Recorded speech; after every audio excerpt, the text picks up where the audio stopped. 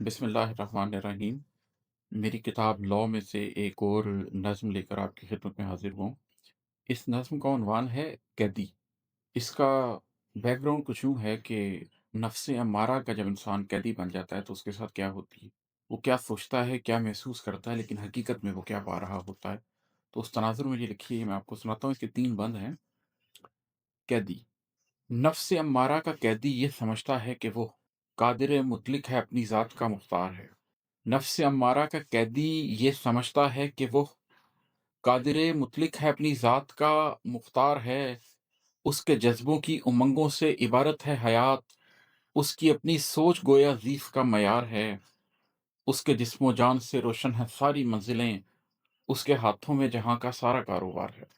نفس امارہ کا قیدی یہ سمجھتا ہے کہ وہ قادر مطلق ہے، اپنی ذات کا مختار ہے۔ اس کے جذبوں کی امنگوں سے عبارت ہے حیات، اس کی اپنی سوچ گویا زیف کا معیار ہے۔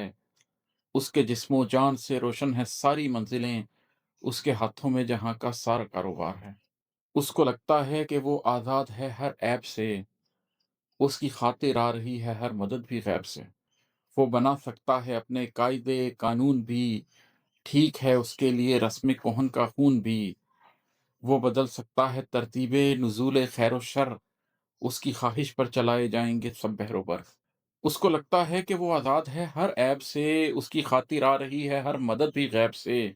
وہ بنا سکتا ہے اپنے قاعدے قانون بھی، ٹھیک ہے اس کے لیے رسم کہن کا خون بھی۔ وہ بدل سکتا ہے ترتیب نزول خیر و شر، اس کی خواہش پر چلائے جائیں گے سب بحر و بر۔ نفس امارہ کا قیدی ذات کے زندان میں۔ نفس امارہ کا قیدی ذات کے زندان میں، اپنے اندر پھیلتی ایک رات کے زندان میں۔ نفس امارہ کا قیدی ذات کے زندان میں، اپنے اندر پھیلتی ایک رات کے زندان میں۔ قلب کے ماخذ سے کٹ کر روح سے بھی بے خبر، وسوسوں اور وہموں کی ایسے ہوتا ہے نظر۔ سال ہا سالاب اپنی موج میں بہتے ہوئے، ڈوبتا جاتا ہے خود کو دیر پا کہتے ہوئے۔ نفس امارہ کا قیدی ذات کے زندان میں، اپنے اندر پھیلتی ایک رات کے زندان میں۔